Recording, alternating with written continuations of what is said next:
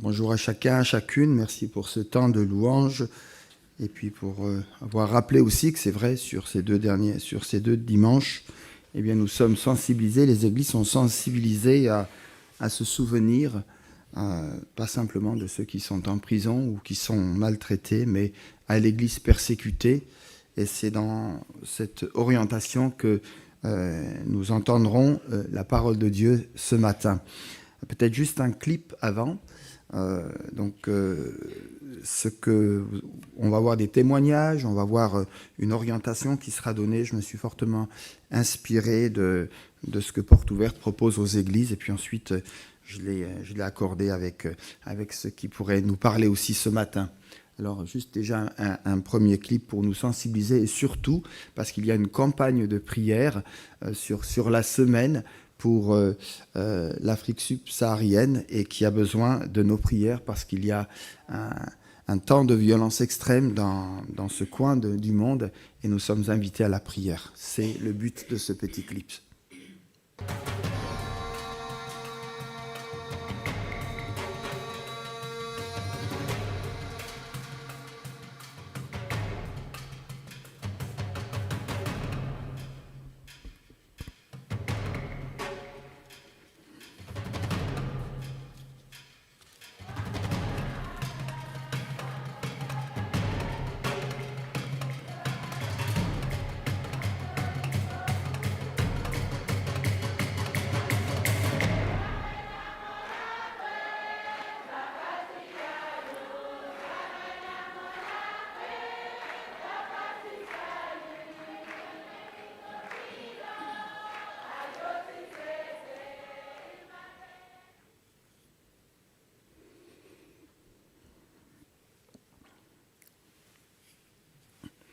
Voilà, on va revenir à notre PowerPoint pour accompagner le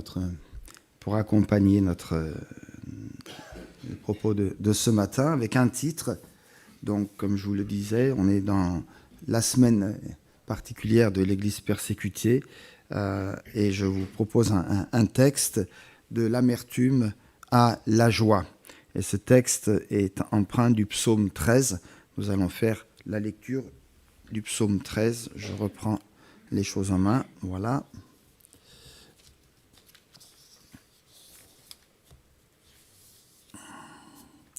Jusque à quand, Éternel, m'oublieras-tu sans cesse? Jusque à quand me cacheras-tu ton visage? Jusque à quand aurai-je des soucis dans mon âme et chaque jour des chagrins dans mon cœur? Jusqu'à quand mon ennemi s'attaquera-t-il à moi? Regarde, réponds-moi, Éternel, mon Dieu. Donne la lumière à mes yeux, afin que je ne m'endorme pas du sommeil de la mort. En effet, mon ennemi pourrait dire « Je l'ai vaincu », et mes adversaires se réjouir en me voyant ébranlé. Mais j'ai confiance en ta bonté, j'ai de la joie dans le cœur à cause de ton salut. Je veux chanter en l'honneur de l'Éternel, car il m'a fait du bien. Et peut-être le verset clé, et c'est plus qu'un peut-être, c'est une réalité, serait ce dernier verset. Moi, j'ai confiance en ta bonté, j'ai de la joie dans mon cœur à cause de ton salut. Je veux chanter en l'honneur de l'Éternel, car il m'a fait du bien. Ça a été une manière aussi de commencer notre culte avec ce temps de présidence. Alors, juste un petit rappel, mais ça a déjà été dit à bien des égards.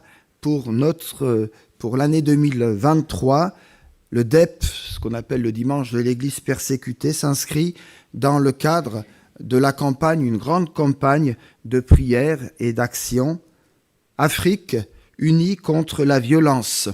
Et cette campagne vise à soutenir les chrétiens d'Afrique subsaharienne touchés par la persécution et par une violence qui est de plus en plus importante et démesurée. Alors, quelques mots d'introduction. Ce dimanche particulier, pour penser spécialement à nos frères et à nos sœurs persécutés, nous conduit inévitablement à la question difficile de la souffrance quand on sait que 360 millions de chrétiens dans le monde sont aujourd'hui victimes de discriminations fortes et de toutes sortes de violences à cause de leur foi. À cause de leur foi. La Bible ne manque pas d'exemples de personnes ayant souffert pour le nom ou à cause du nom de Dieu. On pense forcément à qui? À Job, entre autres, qui a tout perdu, sa famille, sa santé, sa fortune. On dit qu'il a retrouvé au double, mais quelle perte, quelle perte. On pense aussi encore à la mort atroce, premier martyr, entre autres, d'Étienne, ou encore à l'apôtre Paul, battu, lapidé, emprisonné pour sa foi, et on pourrait encore en citer d'autres.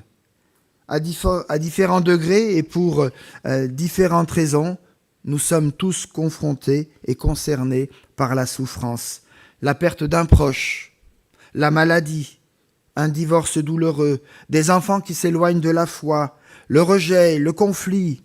Impossible de l'éviter, la souffrance fait partie de notre vie quotidienne.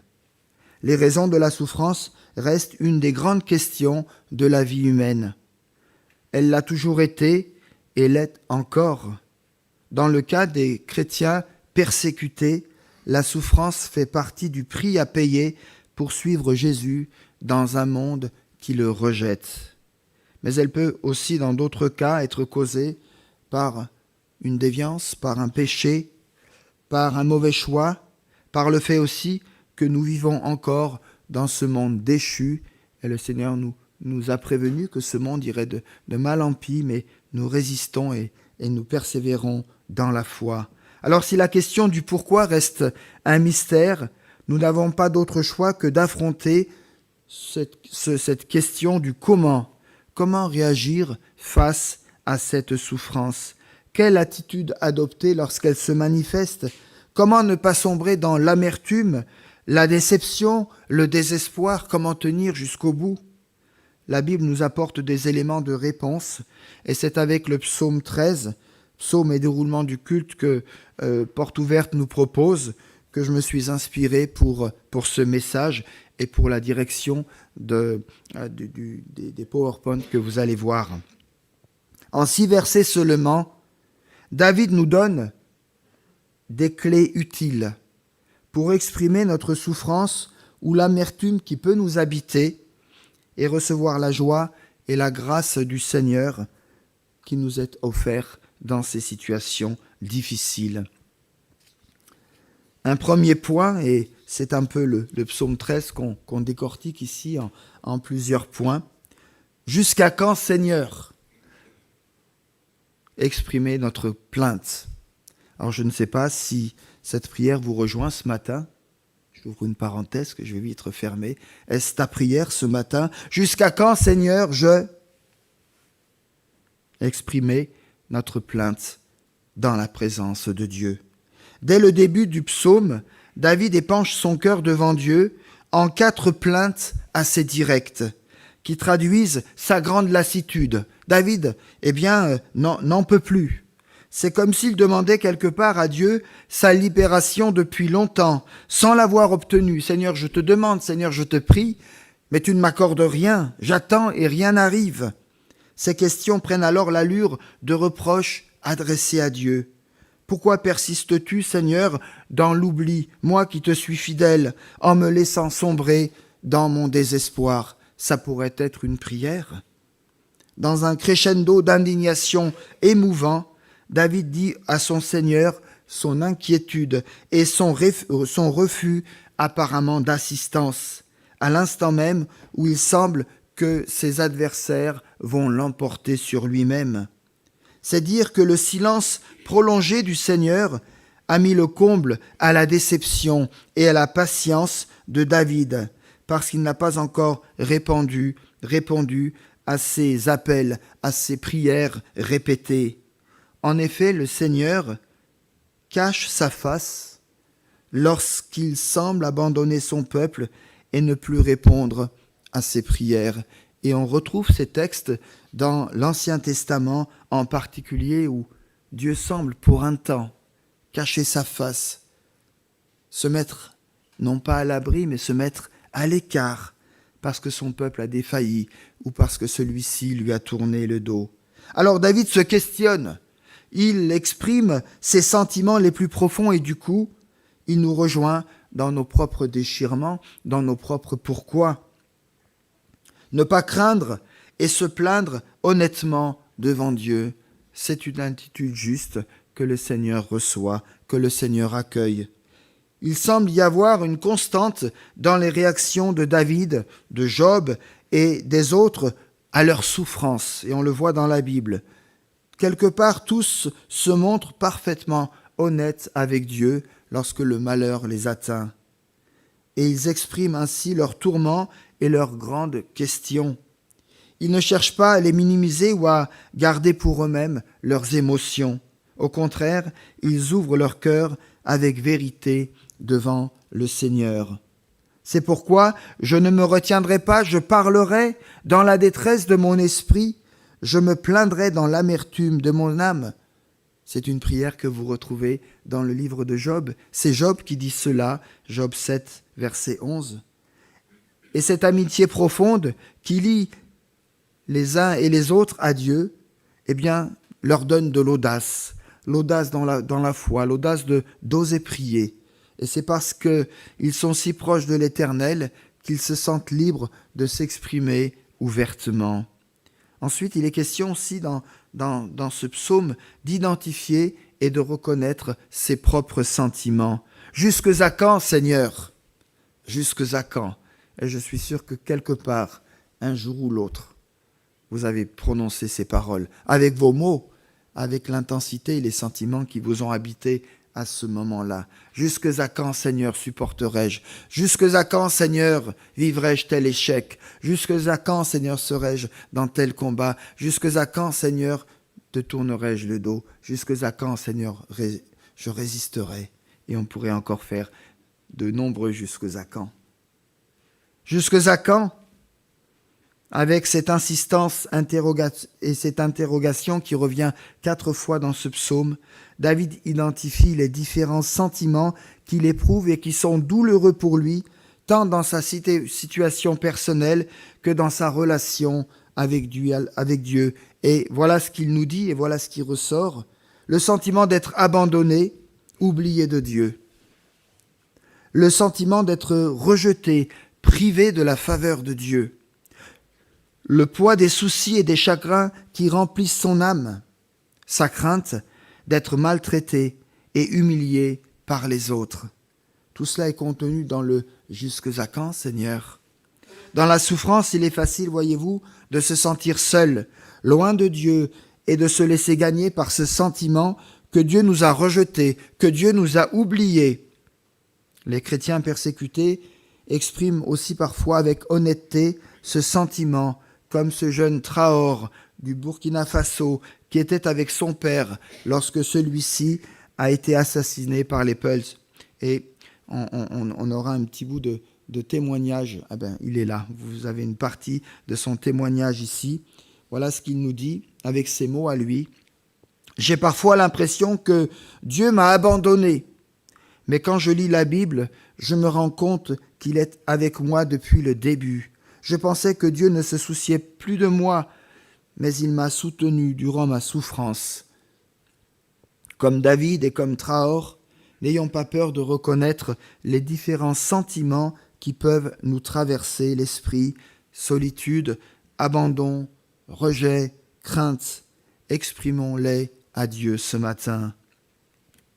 Ensuite, il est question d'éviter ce fameux cercle vicieux de la souffrance et de l'amertume. Si nous les gardons, eh bien ces sentiments vont s'enfouir à nous, et puis profondément, si nous essayons de les ignorer ou de les cacher plutôt que de les assumer, eh bien ils vont finir inévitablement à former en nous de l'amertume, à provoquer en nous de l'amertume et de la tristesse dans nos cœurs. Et ces racines d'amertume vont produire eh bien, des situations qui ne seront pas à la gloire de Dieu, qui vont nous attrister, qui vont nous laisser dans l'insatisfaction, dans le conflit avec nous-mêmes, dans le conflit avec Dieu, dans le conflit avec les autres, et qui vont nous laisser encore plus dans la souffrance, dans ces vies sombres dans ces vies qui sont dans la crainte et dans la désolation. L'auteur de la lettre aux Hébreux nous dit encore en ces termes: « Veillez à ce que personne ne se prive de la grâce de Dieu. » Et ce matin, ça a été rappelé dans la présidence, cette grâce de Dieu permanente qui nous pardonne et qui nous réconcilie avec Dieu. Que personne ne se prive de la grâce de Dieu, à ce qu'aucune racine d'amertume produisant des rejetons ne cause du trouble et que beaucoup en soient infectés. Hébreux 12, 15. Job aussi parle de cette nécessité. C'est pourquoi je ne me retiendrai pas. Je parlerai dans la détresse de mon esprit. Je me plaindrai dans l'amertume de mon âme. Job 7, verset 11. Chers amis, à l'exemple de David ou de Job, n'oublions pas que nous avons un Dieu infiniment bon, infiniment grand et toujours prêt à nous entendre, à nous écouter. Lorsque nous exprimons nos souffrances dans la prière, soyons assurés de sa présence active à nos côtés. Pas simplement un Dieu qui entend, j'ai entendu, tu as prié, j'ai entendu, mais un Dieu qui entend et qui ne reste pas inactif à ta prière. Ouvrons nos cœurs et exprimons nos émotions parce qu'ils sont nécessaires, parce qu'ils vont nous aider à bâtir une relation de confiance avec Dieu, mais aussi avec nous-mêmes, avec nos amis, avec nos proches. Ensuite, dans ce psaume, il y a ce regard qui nous est transmis par David. Regarde, réponds-moi, Seigneur, notre attente au secours de Dieu. Avec le temps de la plainte, David rentre à présent dans cette phase plus active, où l'expression de ses besoins se font jour. Et ce qu'il cherche avant tout, c'est la présence de Dieu lui-même. C'est ce qu'il exprime quand il demande à Dieu de le regarder et de lui répondre au verset 4. 4 impératifs ponctuent sa prière. Je ne sais pas si vous avez eu le temps de les repérer dans ce court psaume 13. C'est quoi ces 4 impératifs? Regarde, réponds-moi, éclaire mes yeux, que je ne m'endorme pas dans la mort. Car l'adversaire rôde dangereusement, il est toujours là, tapi quelque part à la porte ou devant la porte de mon cœur pour bondir sur moi. L'ennemi pourrait être ici n'importe qui, en fait. Aucune précision nous est donnée dans ce verset 3. Une situation politique, sociale, affective, troubles psychologiques, problèmes économiques, désordre moral, problèmes de santé, sécheresse spirituelle. Le langage volontaire général du psaume le rend applicable à des situations diverses et variées. Et pour nous, quel est notre ennemi auquel nous faisons face aujourd'hui et pour lequel nous disons dans notre prière, « Seigneur, regarde-moi et réponds-moi ». Ne cherchons pas à résoudre nos difficultés par nous-mêmes. Avec cette prière, David reconnaît sa totale dépendance au Seigneur. Il sait qu'il ne peut rien sans l'Éternel. Nous le savons aussi, n'est-ce pas? « J'ai besoin de toi, dit David. Sans ton intervention, je serai dans la souffrance et à la merci de mes adversaires. » Lorsqu'on se retrouve confronté aux difficultés, le danger est de croire que l'on peut s'en sortir tout seul ou que l'on doit s'en sortir tout seul. C'est parfois ce qu'on nous a dit. C'est parfois ce que malheureusement l'Église a dit. C'est parfois l'éducation ou nos parents. Tu t'en sortiras. Il faut t'accrocher. Moi, seul dans ma galère. Aujourd'hui, nous avons à notre disposition une quantité importante de ressources, de conseils, de techniques pour nous en sortir. Mais nous pouvons aussi choisir d'ignorer notre souffrance, la mettre sous le tapis et nous plonger plutôt dans le travail, la réussite personnelle, les distractions de tout genre pour oublier, pour mettre cela derrière nous. Pour Ayouba, la situation était simple. Pour aller mieux, il lui fallait se venger et tuer les personnes responsables de la mort de son père. Mais il a expérimenté que recevoir de l'aide était bien plus efficace pour guérir et trouver réellement la paix.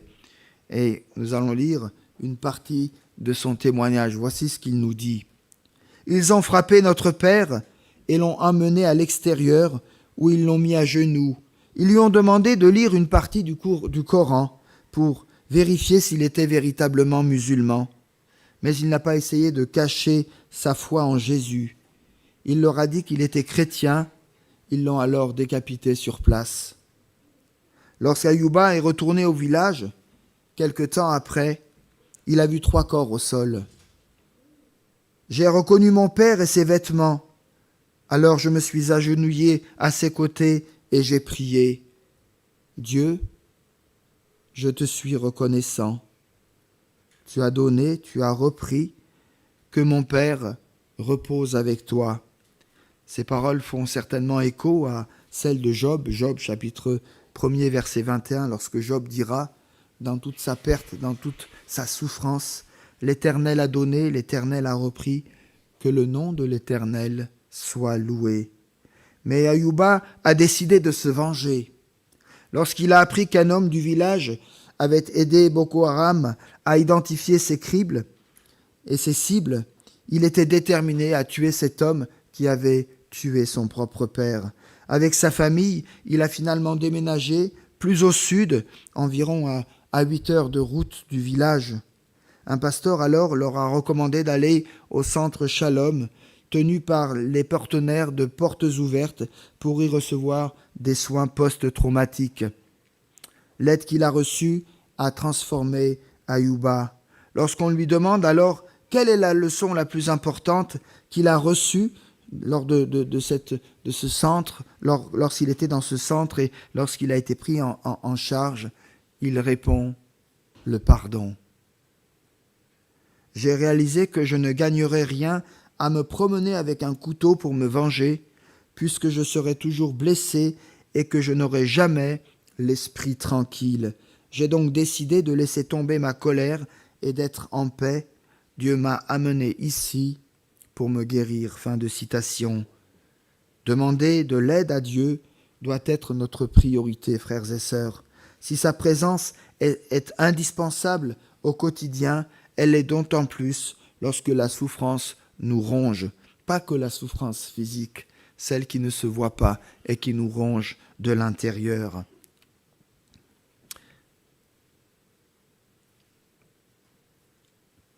Il est question dans ce psaume aussi de demander l'éclairage. C'est ce que David demande, d'être éclairé, éclairé de l'intérieur, éclairé de la vérité. Après avoir cherché la présence de Dieu, David lui demande d'éclairer ses yeux. Plusieurs idées peuvent être associées à cette notion de lumière. Grâce à la lumière de Dieu, David souhaite voir la situation comme Dieu la voit. Il reconnaît que la perspective humaine est limitée, tandis que la vision de Dieu est toujours pleine et parfaite. La lumière est aussi un moyen pour discerner la main de Dieu à l'œuvre dans l'obscurité des épreuves que nous traversons. Les yeux sont considérés souvent comme étant le reflet de l'âme. Obtenir la lumière dans les yeux projette l'image d'une âme lumineuse, riche et joyeuse dans la présence de Dieu.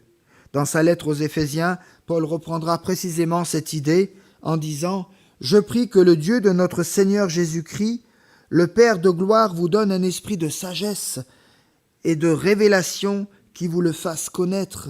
Je prie qu'il illumine les yeux de votre cœur pour que vous sachiez quelle est l'espérance qui s'attache à son appel, quelle est la richesse et le glorieux héritage qu'il nous accorde au milieu des saints et l'infinie grandeur de sa puissance. » Éphésiens 1, versets 17 et suivants.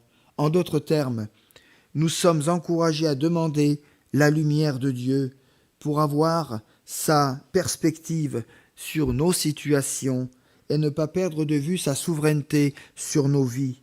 Même quand nous nous apercevons que la lumière n'est pas encore venue, que quelque part nous sommes encore dans les ténèbres ou que ces ténèbres veulent nous menacer. Ne pas sombrer non plus dans le sommeil de la mort, fait partie du texte que nous avons lu, de la prière de David. Cette image du sommeil de la mort est très parlante et assez effrayante. On ressent l'inquiétude de David de glisser dans le vide du désespoir ou peut-être de la dépression. Et cette crainte est légitime. Dans sa lumière, ou plutôt dans la lumière de Dieu, eh bien, cette vérité va l'éclairer. Comme un phare qui perce la brume qui nous empêche de voir plus loin. Pour nous, ça serait peut-être symboliquement la brume du désespoir, et qui rendrait la marche difficile à cause de la souffrance. David demande à avoir cette lumière qui donne vie, cette lumière qui va nourrir son âme, cette lumière qui va l'empêcher de se noyer dans les profondeurs de la désolation. Marie avait toutes les raisons de sombrer dans ce sommeil de la mort, un autre témoignage.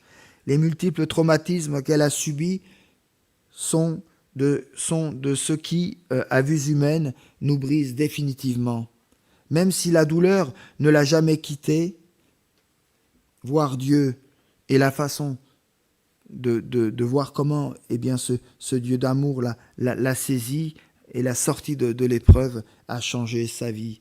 Et nous allons ici avoir une partie de son témoignage. Marie, c'est un pseudonyme, bien sûr, pour pas qu'elle soit reconnue. Vous retrouverez peut-être son témoignage dans le livret de Porte ouverte. Marie avait 20 ans lorsque des militants Peuls ont attaqué l'église dans laquelle elle se trouvait. Retenue captive pendant 54 jours, elle a subi des violences sexuelles répétées. Elle a aussi été forcée de cuisiner pour ses agresseurs, alors qu'elle-même ne pouvait manger que la nourriture qu'on jetait au sol pour les animaux. Plusieurs fois, Marie a vu la main de Dieu à l'œuvre et puissamment agir pour elle et pour les autres femmes qui étaient détenues à ses côtés. Voilà ce qu'elle nous dit, une partie de son témoignage. Un homme avait une arme et était prêt à nous abattre à tout instant. Je n'arrêtais pas de prier dans ma tête. Et pour une raison inconnue, l'homme est parti et nous a laissés seuls. Je sais que Dieu est intervenu. J'ai continué à prier dans mon cœur pour que Dieu nous sauve de cet endroit, car personne d'autre pouvait le faire. Seule sa puissance et sa grâce pouvaient nous sortir de là. Les prières de Marie ont été exaucées. Dieu l'a vraiment fait. Je remercie Dieu de m'avoir sauvé et de m'avoir ramené à la maison. J'aime vraiment le Seigneur, et toutes les femmes ont été libérées aussi après moi. Fin de citation. La douleur du traumatisme vécu n'a jamais réellement quitté Marie, ce qui ne l'a pas empêché de louer le Seigneur pour qui il est, pour ce qu'il a fait pour elle, dans la paix intérieure qu'elle a connue et qu'elle a partagée autour d'elle. Enfin, dans cette grande partie de ce psaume, nous voyons cette confiance et cette bonté du Seigneur qui est un petit peu la fin de ce psaume. Trouver notre joie en Dieu.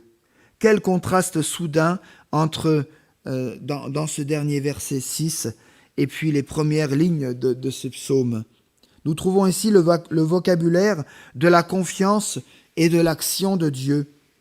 Au cri de l'angoisse du début succède maintenant une joie sereine et tranquille qui s'enracine dans l'amour et dans la fidélité du Seigneur. La foi et la confiance de David s'accrochent à 4 traits caractéristiques de Dieu qui sont comme une constante, je dirais d'une manière générale, dans les psaumes, à savoir, et si vous ne retenez que ça, vous avez retenu l'essentiel, l'amour inébranlable de Dieu, son pouvoir de délivrance, sa disposition à donner à l'homme, à la femme, ce qui fait et ce qui fera son bonheur, et enfin son infinie bonté pour ceux et celles qui font appel à lui, sous-entendu, qui se confient en Dieu. C'est donc au cœur même de son épreuve et de sa souffrance que David est capable d'écrire cette magnifique louange. Chose remarquable, je ne sais pas si vous l'avez fait attention, le psaume s'achève sans aucune demande de vengeance à l'encontre des adversaires. Une joie donc qui ne dépend pas des circonstances. Ce retournement final illustre une fois encore cette vérité si profonde qui traverse toute la parole de Dieu. Notre joie et notre paix ne sont pas conditionnées par les circonstances, par ce que nous vivons ou parce que les autres vivent autour de nous. C'est sûr, ça nous affecte, c'est sûr, ça nous trouble, mais ça ne doit pas être le dénominateur commun. Bien sûr, nous aspirons tous à une vie où le problème se règle, où la souffrance est limitée et où les circonstances nous sont favorables. Et il est légitime d'attendre cela de Dieu, comme les enfants espèrent de bonnes choses de leurs parents, n'est-ce pas? C'est aussi ce qu'attendait David. Mais cela ne peut être le fondement de notre foi, parce que comme des enfants, nous ne savons pas toujours ce qu'il convient de demander, ce qui est bon ou pas pour nous. Si notre reconnaissance et notre amour sont fondés sur la seule réponse de Dieu à nos prières, il me semble alors qu'il y a un problème dans notre conception de la réponse de Dieu et de nos questions. Comme David l'exprime, notre joie et notre reconnaissance proviennent de Dieu, de sa bonté extrême, qui est le gage de notre salut. Il est question aussi de chanter en toute situation. Je ne sais pas si vous chantez ou vous chantonnez en toute situation, à la maison, dans la cuisine, dans votre garage, dans le jardin, sur votre lieu de travail, que sais-je encore. Les chrétiens persécutés expérimentent souvent de façon très concrète cette vérité par le chant.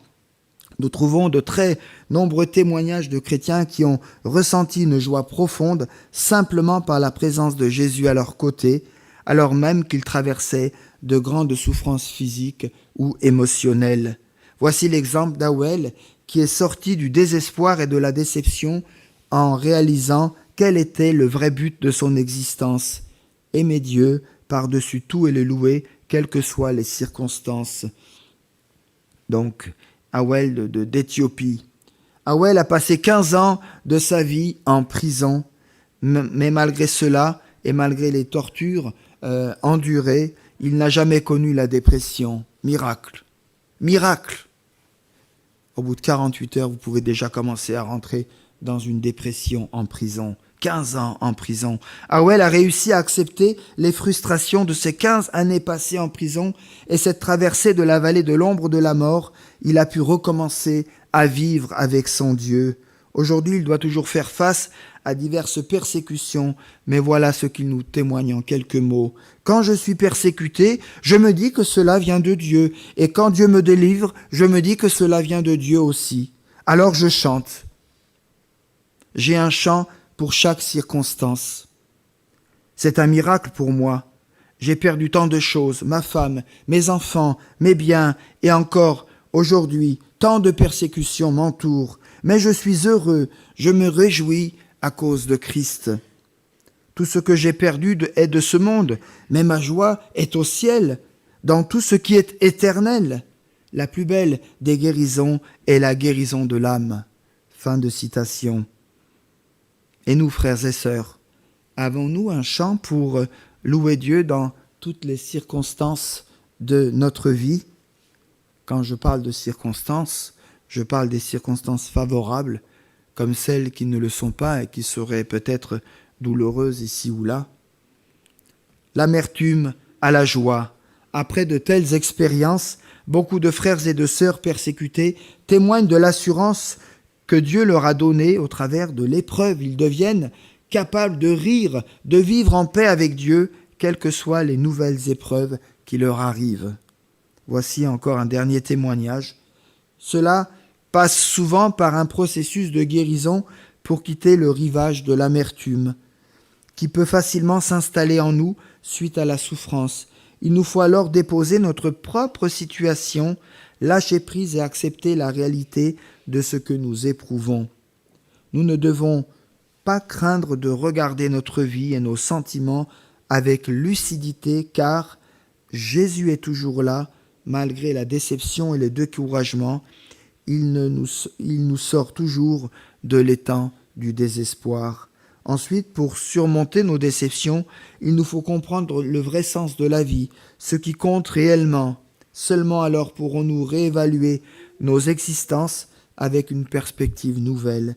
Et même si nous avons dû beaucoup perdre et traverser la vallée de l'ombre de la mort, nous serons un jour et nous rentrerons un jour dans la gloire joyeuse du Seigneur. Un mot de conclusion. Paul a écrit « Gardons fermement l'espérance que nous proclamons, car Dieu reste fidèle à ses promesses. Confessons notre espérance sans fléchir, car celui qui a fait la promesse est fidèle. » Hébreux chapitre 10, verset 23. Faire confiance à Dieu n'est pas prendre ses désirs pour des réalités, c'est croire que ce qu'il dit, eh bien, il le réalisera, il le fera sans aucun doute. C'est croire que non seulement il contrôle toute la création encore aujourd'hui, mais qu'il contrôle aussi les moindres événements de notre monde, de notre nation, de notre pays et de notre propre vie.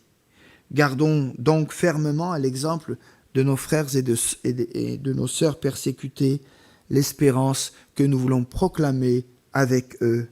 Et parce que notre vie est cachée en Christ, Colossiens 3.3, c'est-à-dire sauvegardée et préparée pour paraître dans la gloire lors du retour du Seigneur, soyons des messagers d'espérance face à un monde qui s'enlise toujours plus dans les sentiers du désespoir et de la mort. Christ est le chemin, la vérité et la vie, que nous puissions refléter chaque jour ces réalités dans toutes leurs dimensions. Amen.